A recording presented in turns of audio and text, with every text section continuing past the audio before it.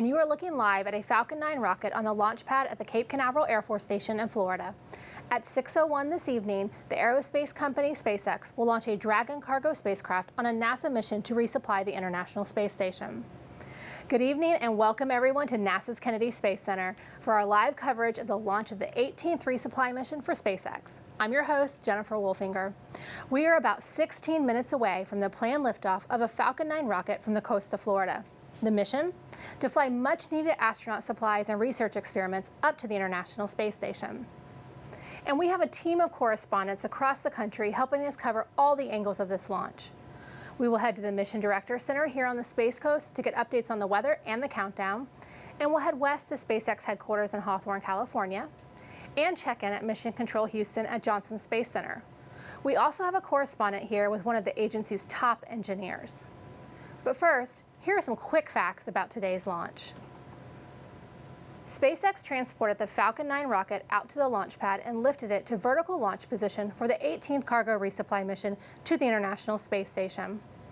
The plan is to keep the Dragon spacecraft docked to station for about 4 weeks before bringing it back to Earth.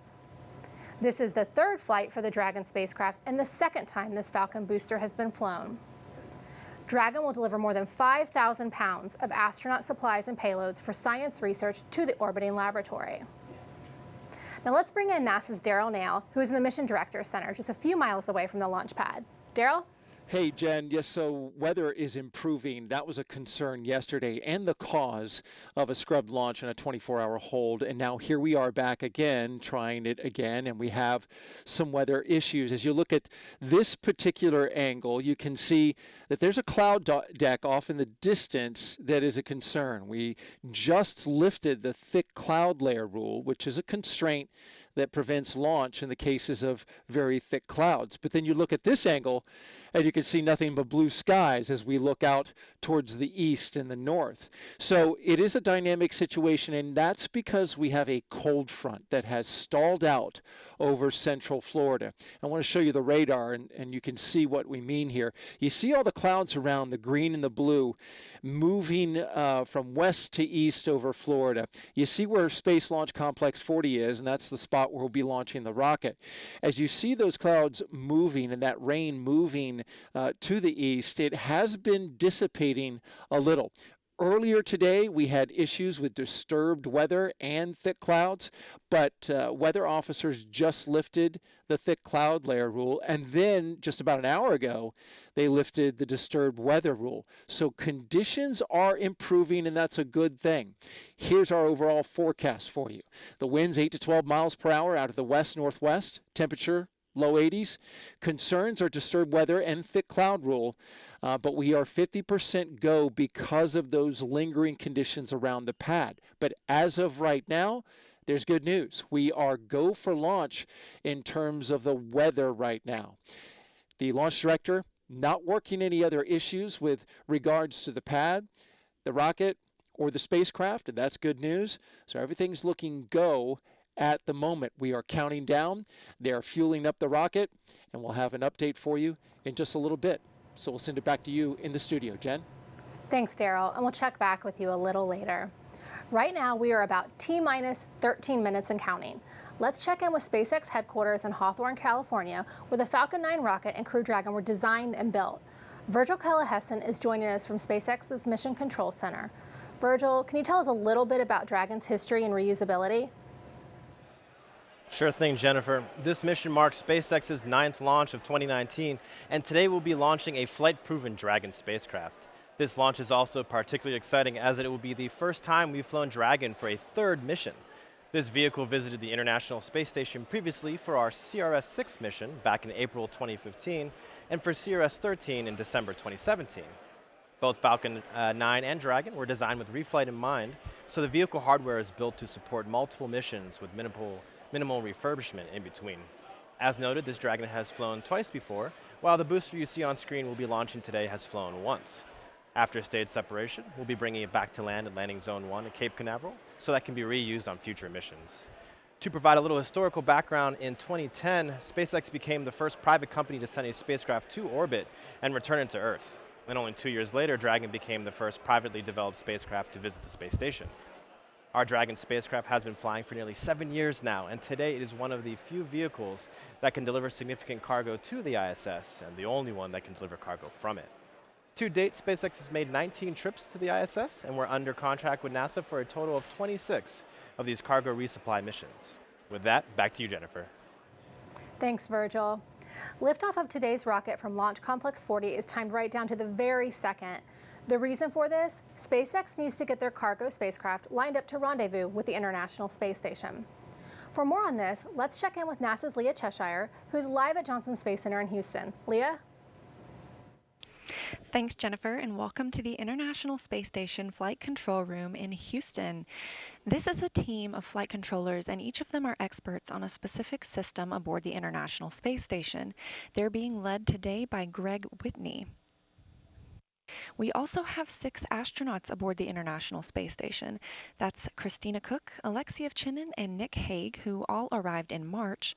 They're joined by Luca Parmitano, Alexander Skvortsov, and Andrew Morgan, who just arrived on the 50th anniversary of the Apollo 11 moon landing this past Saturday, July 20th. We're nearing the 10 o'clock hour, so the astronauts are off duty, and they actually have the opportunity to be watching the launch this afternoon.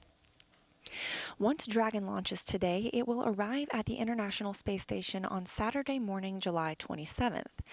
There will be a process of astronaut Nick Hague entering the cupola module, and he'll use the Canadarm2 to reach out and grapple the spacecraft while backed up by NASA's Christina Cook. He'll then turn the controls back over to robotics controllers here on the ground, who will continue using the Canadarm2 to reposition the spacecraft, bring it up to the station's Harmony module, where it will be berthed and remain for about a month. Those are the processes and the milestones we'll be looking forward to this Saturday, July 27th, and you can tune in to our live coverage beginning at 7:30 a.m. Central Time. For now, we're just looking forward to the launch. Back to you, Jennifer. Thanks, Leah. The Dragon spacecraft will be filled with critical materials to directly support science and research that will take place on the International Space Station. A new international docking adapter called IDA-3 is one of CRS-18's primary payloads. When installed, the adapter will provide a connecting point for spacecraft designed to carry astronauts for NASA's Commercial Crew program, as well as non-NASA missions. The adapters are built to the International Docking System standard, which means any spacecraft designed using these measurements can use the adapter. The Biofabrication Facility, or BFF, is designed to print organ-like tissues in microgravity. Printing the complex structures found inside human organs has proven difficult to accomplish in Earth's gravity environment. BFF is an early step in a long-term plan to eventually manufacture whole human organs in space. Another exciting payload is the BioRock investigation. With BioRock, we hope to gain insights into how microbes grow in space and how we might use them in human exploration and settlement of space, from mining to turning rocks into soil on the Moon and Mars. We are now about 8 minutes from launch. Let's head back over to the Mission Director Center to get an update from NASA's Daryl Nail.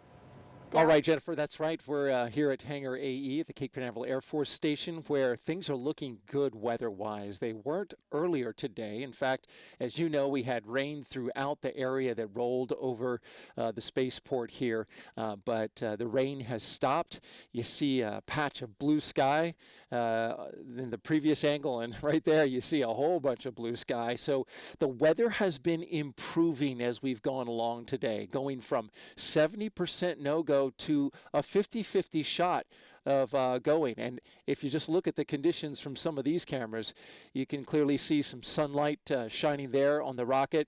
We know overhead it's looking good, but weather officers are concerned with a 10-mile radius around the launch pad, as well as 20 miles out from the pad. This would be downrange where the rocket's going. You can see here on our weather radar where Space Launch Complex 40 is in regards to this map, and we've had good signs from this right here. You see the weather, the blue, the green. kind of dissipating as it goes along, and that's showing the rain. That's good news because they lifted that disturbed weather rule earlier today, and you can certainly see why. But as far as the thick clouds, that is something they are still keeping an eye on.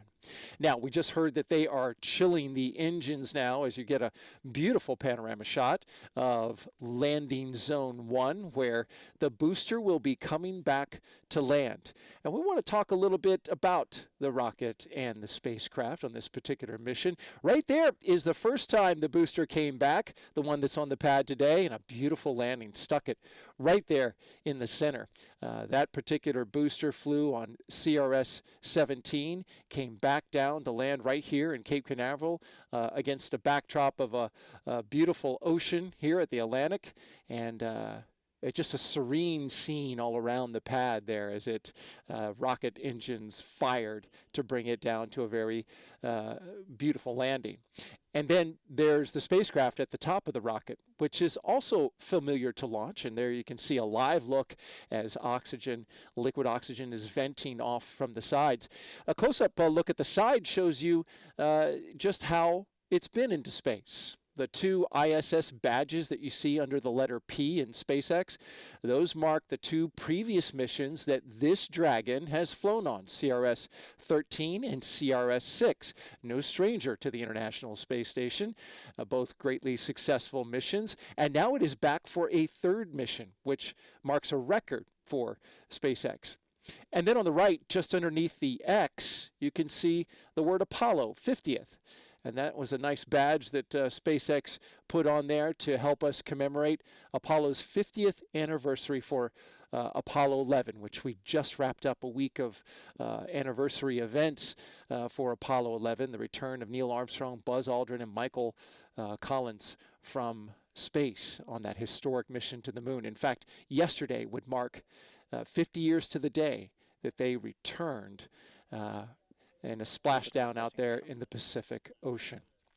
Now, as you look at the rocket, you'll note that top to bottom, you see water vapor streaming off the side. And then up near the black portion of the rocket, you see it venting some of that liquid oxygen. And that's just to allow that pressure relief to go there. But that rocket there is so cold, and the air around it is so humid. That's what creates that water vapor that you see coming off the Falcon 9 rocket. We're hearing from the launch director. He's talking to his crew, and so far everything's looking good. We've proceeded pretty good for this count. No major issues were worked during the count, and we're sitting at 4 minutes now and counting until launch, and weather is go, and that's a good thing. As we look at the rocket there, you can clearly see we've got a beautiful blue sky above. Yesterday we had some issues.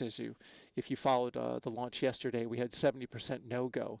We got right up to 30 seconds, and they called it off because the weather constraints wouldn't allow it to go. And but wouldn't you know it, 12 minutes later, the range went green, the weather went green. So it was similar to today in that we had weather that was looking a little dicey in the early going, but then just steadily improved. All right, we're 3 minutes and 21 seconds now, and so things are starting to ramp up here in terms of the count. They're getting ready to check the thrust vector control. They're also sending up some weather balloons to make sure that the upper levels of the atmosphere are still good to go, because you can see in this shot, you see the clouds off to the right. They're still worried about thick clouds, and so they've got weather balloons going up to check that. And we're just now hearing they closed out the LOX fueling, the liquid oxygen. We've cleared our 2 constraints we were tracking earlier today. Let's listen in. Acceptable for flight. Evaluation of Dragon paint on the trunk section indicates no concerns. Again, now T-minus 2 minutes, 30 seconds, and counting. So good sign there from the launch director.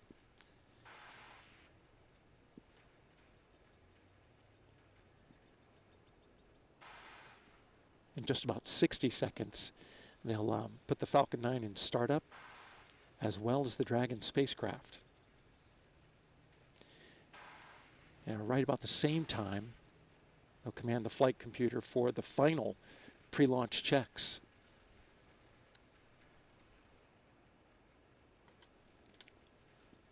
Stage 2 LOX load is closed out.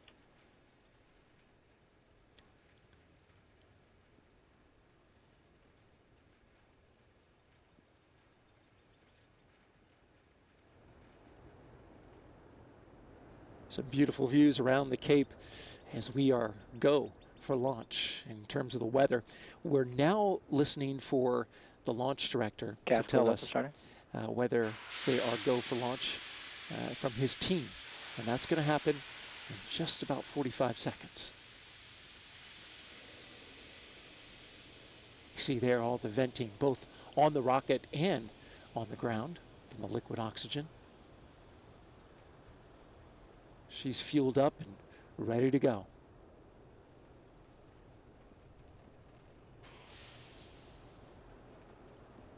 Falcon 9's in startup. Dragon is in startup. All right, now we're listening for that go for launch.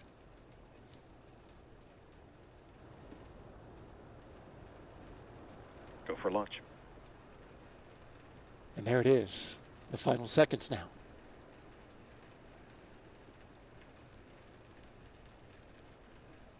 At about 18 seconds, they're going to flood the pad with water. Minus 30 seconds. And that's a sound suppression.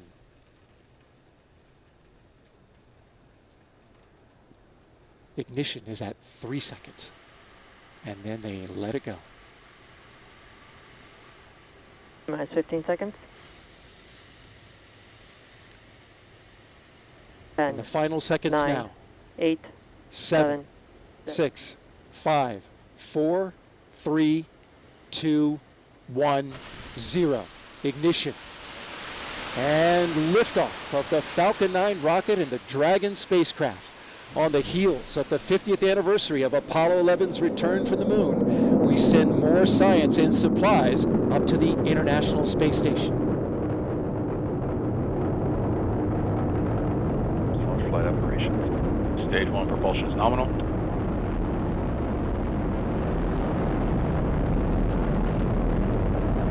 Vehicle is pitching downrange.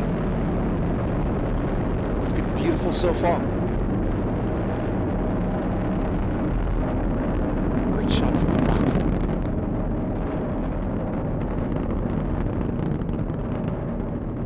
Power and telemetry nominal.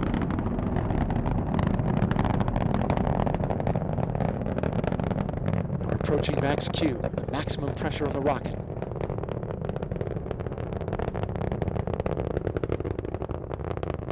Vehicle is supersonic. I'm going to quickly throttle back.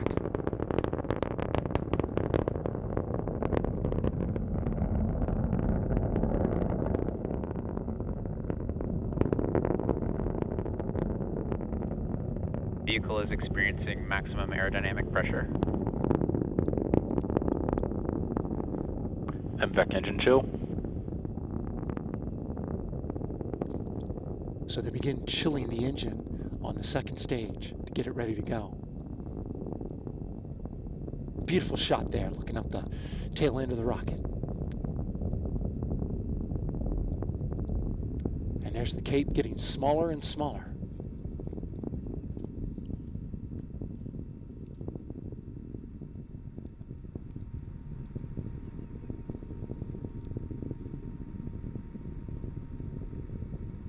Approaching main engine cutoff. And you'll see separation just a little bit right after the engine's cut off.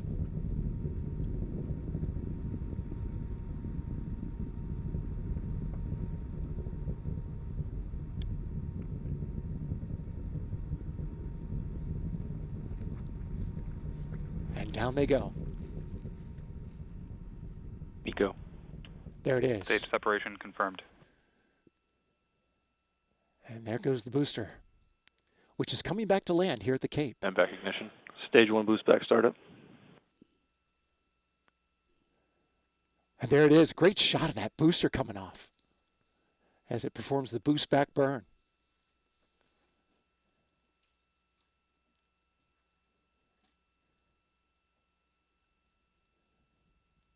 Well, you can see it clear as day in the sun.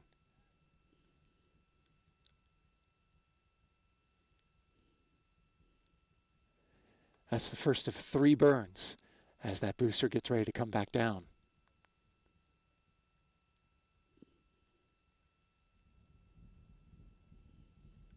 What a great shot. And there's the second stage, proceeding into space. Stage 1 boost back shutdown.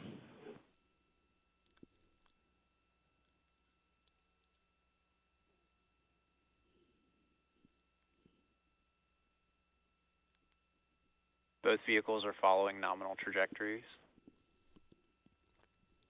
See the grid fins being deployed? That's helped steer the booster back down to Earth. Acquisition of signal Bermuda.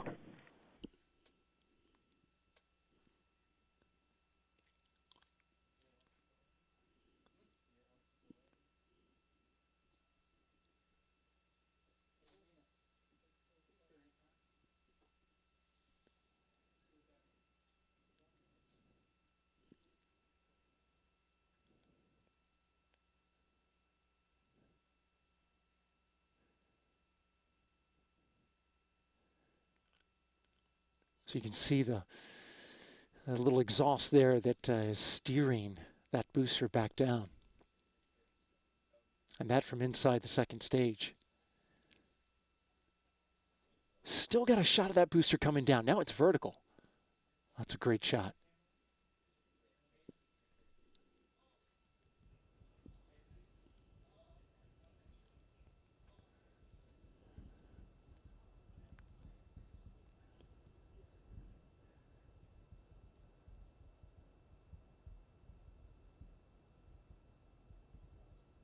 And it is falling fast.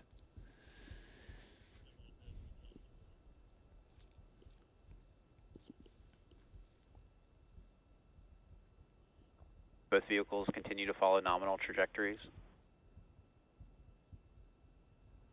So SpaceX confirming that everything's looking good for both the booster that's falling back as well as the second stage, the spacecraft that are getting ready to enter orbit.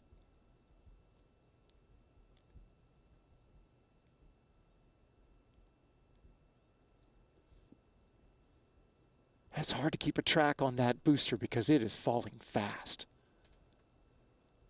That's a great shot, though.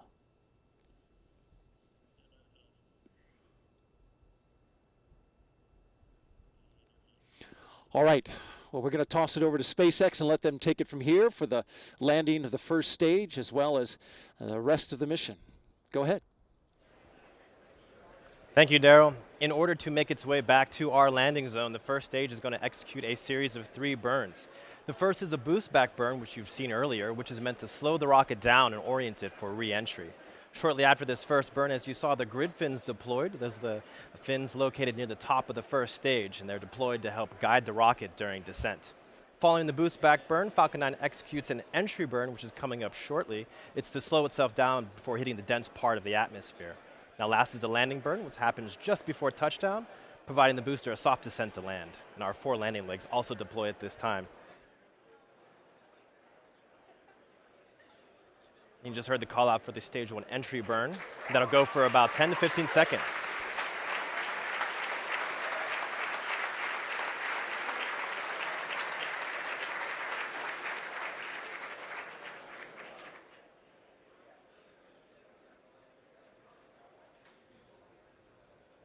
Stage 1 entry burn shutdown.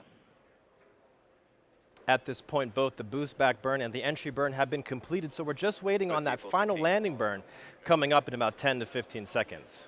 Let's keep an eye on the screen to see if we can see those engines light. Should be coming up in about 10 seconds. FTS is saved.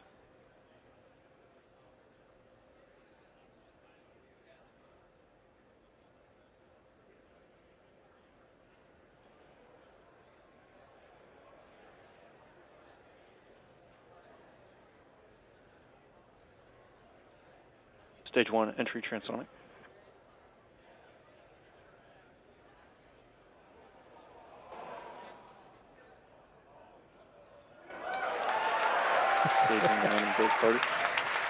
And you can hear the landing burn just started. There, you heard the call out. Watch for those landing legs to deploy coming up shortly.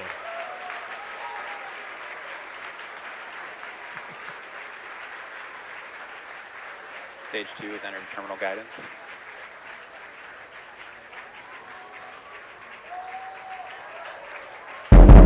Landing legs deployed. There you can see those landing legs deploy.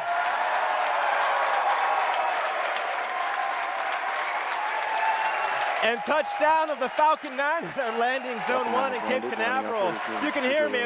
Congratulations everyone here at SpaceX for another successful landing. This secondary mission is an important part of our commitment to vehicle reusability, and this marks the 44th successful first stage recovery. That's an amazing shot. Now back to our primary mission, continuing with our second stage on its way to desired orbit. The MVAC-D, or Merlin vacuum engine, that you should see on screen shortly, is preparing to power down as expected. And the second engine cutoff is coming up shortly. Let's listen in for that. At this point, there was a call up for a good orbit. Up next is deployment of Dragon from that second stage. Now when Dragon separates from the second stage, we will get the first glimpse inside its trunk. Dragon carries two types of cargo, unpressurized cargo in that trunk section, and pressurized cargo inside the capsule itself. At this point, we're about a few seconds or so from Dragon separation, so let's listen in for the call out on the net. That should be very soon.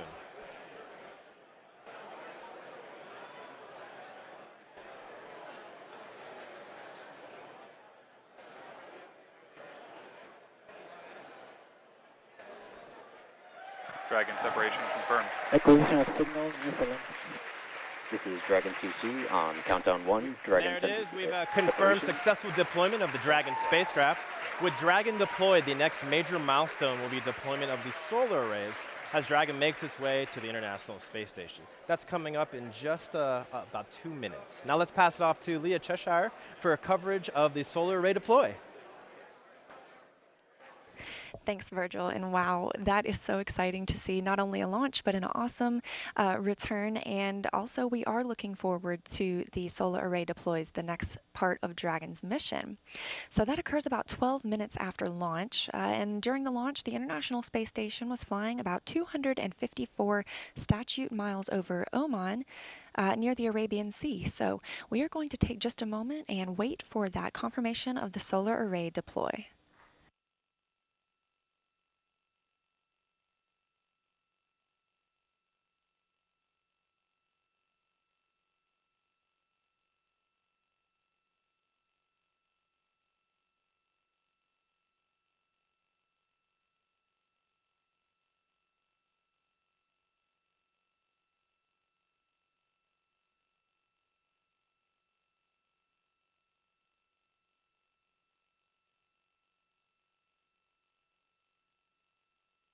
This is Dragon CC on countdown 1. Dragon's propulsion system has successfully primed, and all thrusters report ready for firing.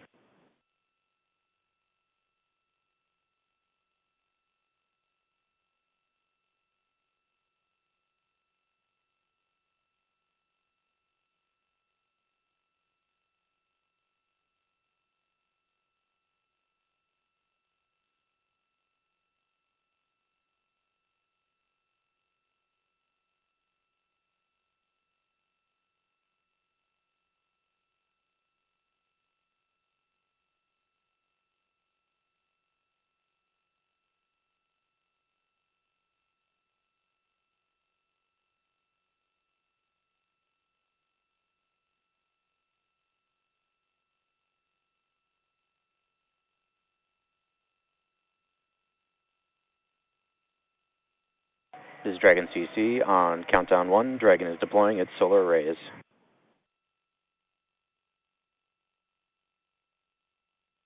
A great shot there of Dragon beginning its solar array deploy.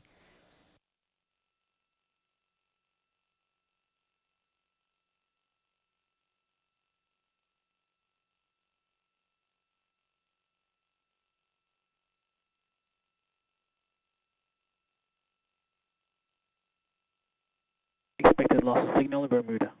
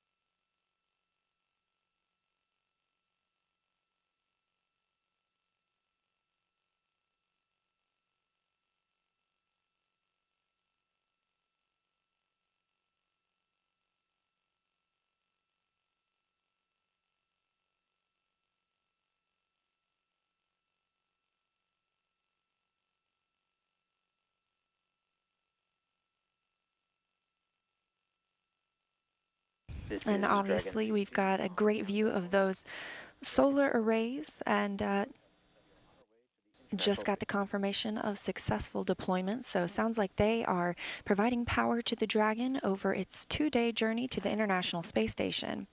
Dragon will begin firing its thrusters to bring it up to the same level as the space station, which is traveling 17,500 miles an hour.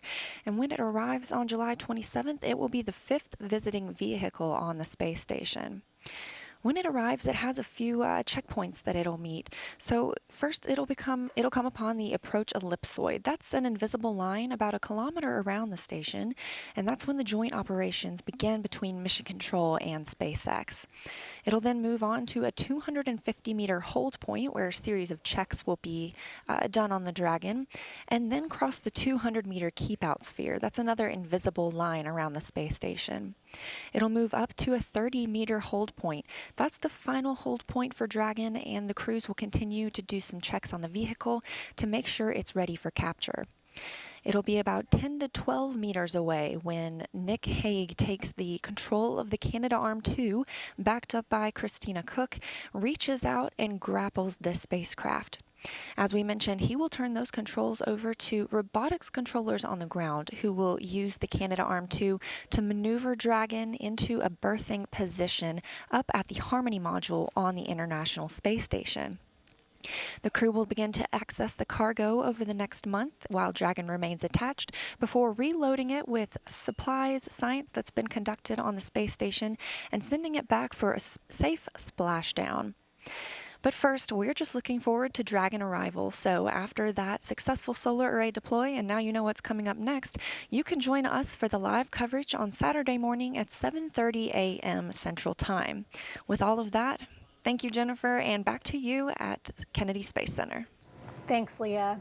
Joining us now is SpaceX's Virgil Kellehessen. Virgil, can you tell us a little bit about how launch went tonight? Be my pleasure, Jennifer. We had a beautiful launch at Space Launch Complex 40 today, and also a re-landing at Landing Zone 1. This was our 7th mission to launch a flight-proven Dragon to the space station.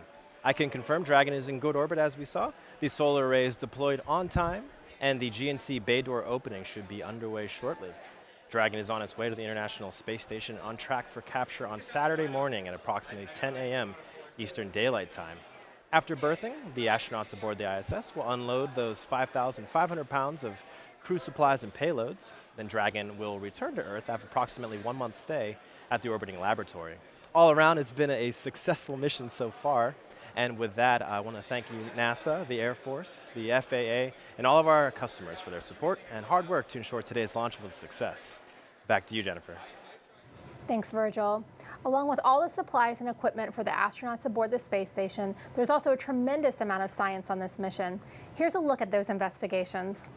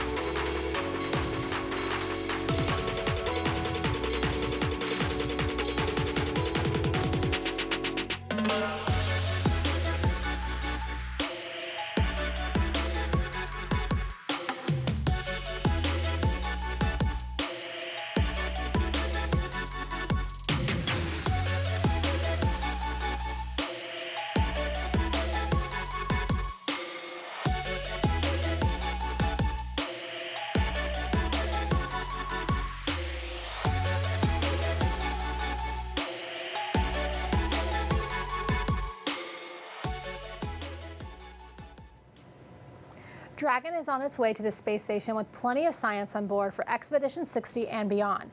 But there's also something traveling in Dragon's trunk. Let's go to NASA's Laura Aguiar, who is with a guest who can explain this cargo. Thank you. So NASA has been setting the standard for space exploration, and joining me now is Jason August. He's the project manager of NASA Docking Systems. Jason, tell us what's in Dragon's trunk. Well, what we have here is the International Docking Adapter, or IDA. This is IDA 3 that we'll be flying. We've previously flown a docking adapter to the space station, IDA 2, and this particular docking adapter will be installed on the top of Node 2 in the Node 2 Zenith location. So when Dragon gets to the space station, what happens next? Well, Dragon will be berthing to the bottom of Node 2 at the Node 2 Nadir location.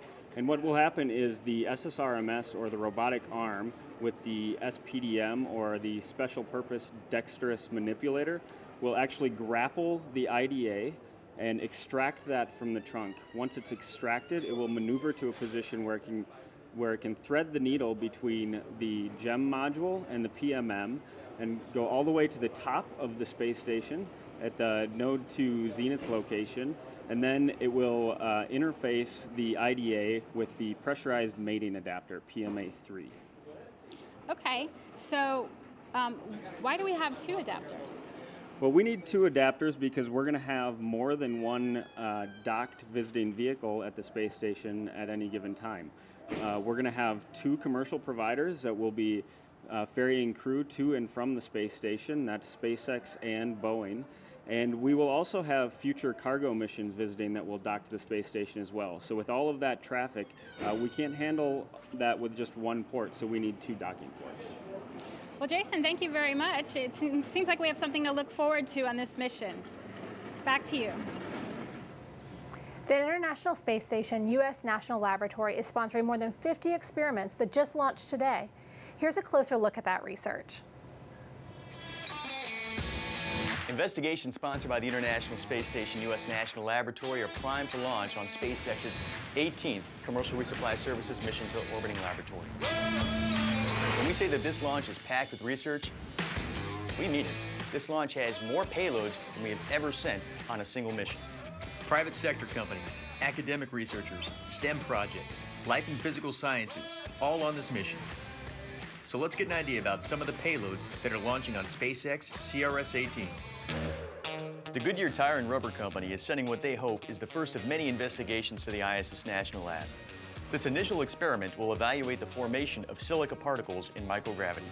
Silica is a common material used in consumer tires. However, silica and rubber are materials that don't easily bond.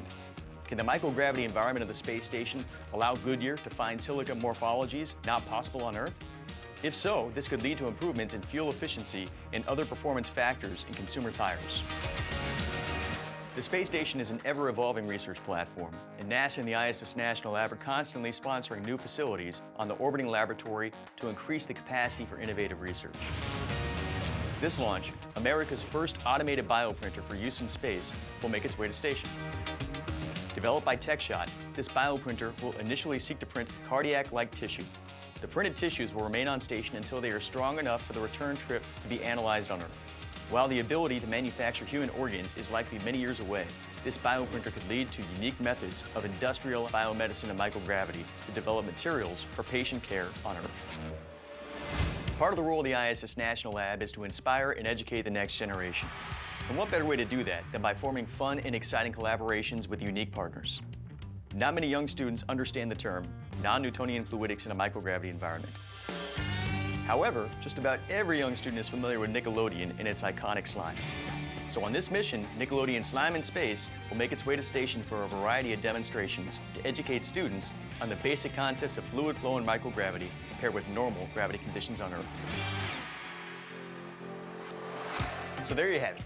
Advanced materials, industrial biomedicine, education payloads, new facilities, and repeat flight partners.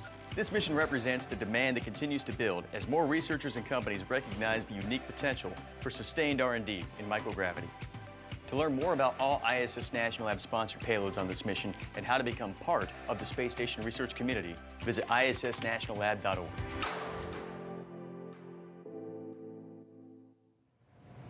Joining me now is Patrick O'Neill, the national lab expert you just saw in the video. Thanks for being here. Thank you so much for having me. So you shared some information about the lab in the video. Can you tell us a little bit more about the research? Well, I'm not sure if I can do as good of a job as the guy that was in that video just now, but by the way, first and foremost, what a beautiful launch. It never gets old, and it's always so awesome to be out here to see a rocket go up, and then on top of that, to know that there is an incredible amount of science that's equally going up on that vehicle. So about the research that's going up that's sponsored by the National Laboratory, so we just saw that video where we focused on a couple of payloads, one of them from Goodyear, one of them from TechShot, who's going to be setting a bioprinter up, and then one of them from Nickelodeon, who's going to be doing a series of STEM demonstrations. And all of that's terrific, but I also wanted to talk a little bit about some of the other investigations that are going to be going up on this mission. So as I mentioned in the video previously, we're sending more payloads on this launch than we have ever sent for a national lab mission to the space station. So that's exciting in and of itself, but I think it's equally exciting when we talk about the amount of companies that are involved. So we have 17 separate investigations, or payloads, I should say, that are private sector related.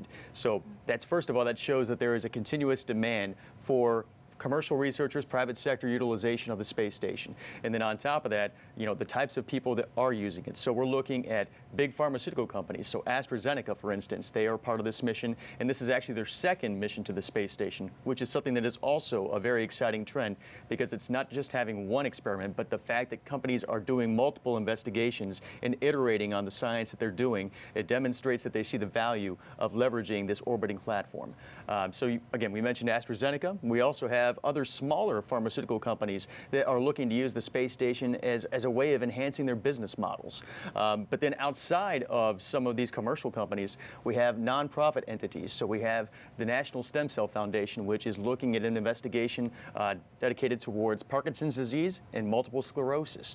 We have rodents that are going up on this. We have 40 separate mice that are going up on this mission that are going to help us better understand aging characteristics so that we can improve our lives as we continue to age gracefully here on Earth. So I mean, that's just kind of a basic snapshot. And then also, we did talk about Nickelodeon. There's more than 40 student experiments in total that are going up on this mission. Wow. So it's not just for big companies, it's not for small companies, it's not just for nonprofits, but it's also for using the space station as a way of enhancing and exciting the next generation of scientists and engineers. That's really fascinating. Thank you for being here to tell us all about that. Absolutely.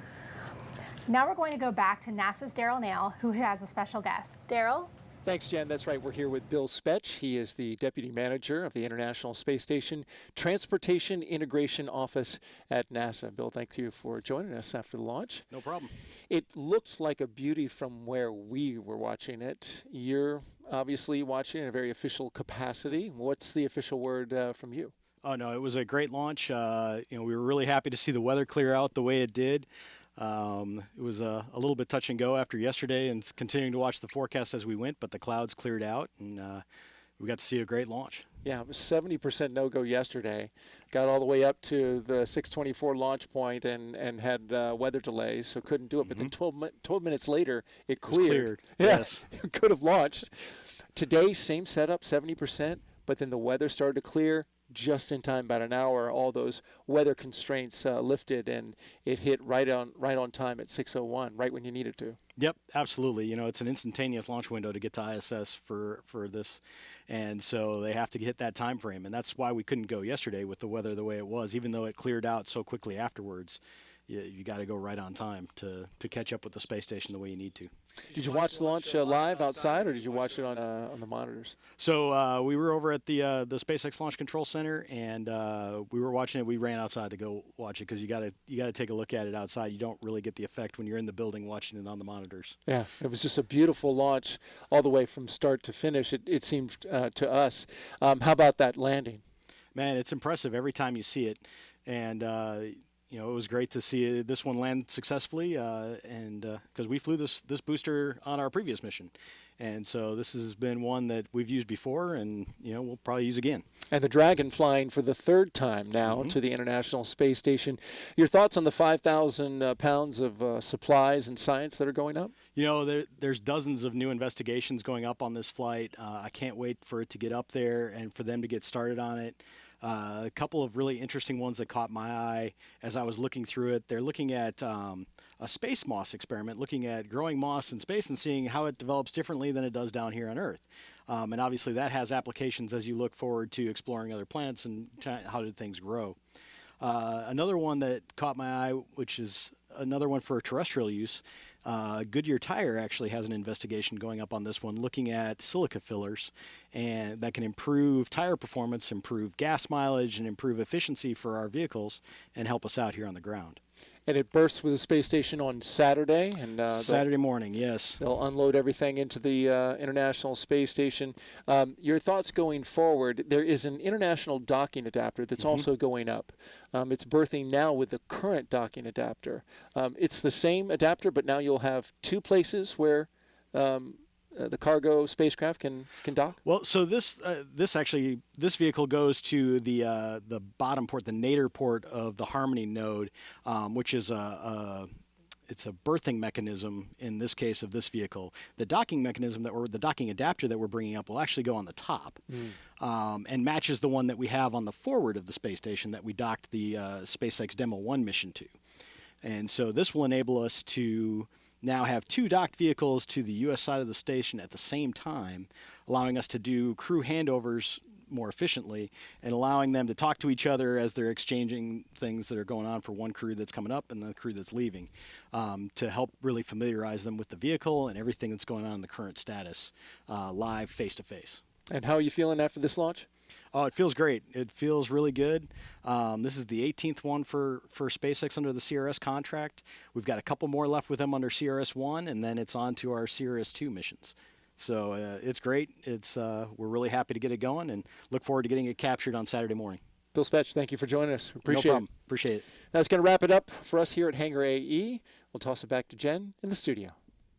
Thanks, Daryl. And that's going to wrap up our coverage. For more information, visit nasa.gov/station or nasa.gov/SpaceX. I'm Jennifer Wolfinger, and from everyone here at NASA's Kennedy Space Center, thank you for joining us for the successful launch and landing of SpaceX's Falcon 9 rocket. We leave you now with another look at today's launch. Have a great day, everyone. Minus 15 seconds. And the final seconds 9, now. 8, 7, 6, 5, 4, 3, 2, 1, 0. Ignition. And liftoff of the Falcon 9 rocket and the Dragon spacecraft. On the heels of the 50th anniversary of Apollo 11's return from the moon, we send more science and supplies up to the International Space Station. Flight operations. Stage 1 propulsion is nominal.